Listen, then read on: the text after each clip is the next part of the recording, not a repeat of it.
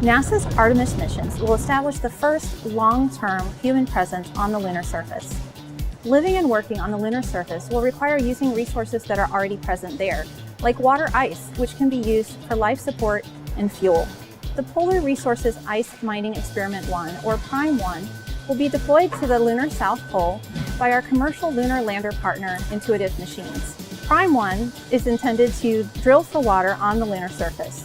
PRIME-1 is the combination of two instruments: a drill built by Honeybee Robotics called Trident, which stands for the Regolith Ice Drill for Exploring New Terrain, and the Mass Spectrometer Observing Lunar Operations, or MSOLO, which is a commercially available mass spectrometer from our industry partner Inficon that we have modified for operation in the harsh space environment. Trident will drill into the lunar surface, taking one small bite deeper into the soil at a time and bringing that sample up and depositing it on the lunar surface. MSOLO will then evaluate those samples as they arrive on the surface to identify and measure the composition of water and other volatiles emanating from the samples.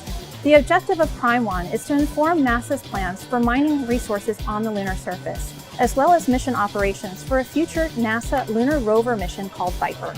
So how will we extract water on the moon? The PRIME-1 mission will set the foundation for future resource utilization on the moon, a key component for the success of upcoming Artemis missions, as well as expanding human exploration of our solar system.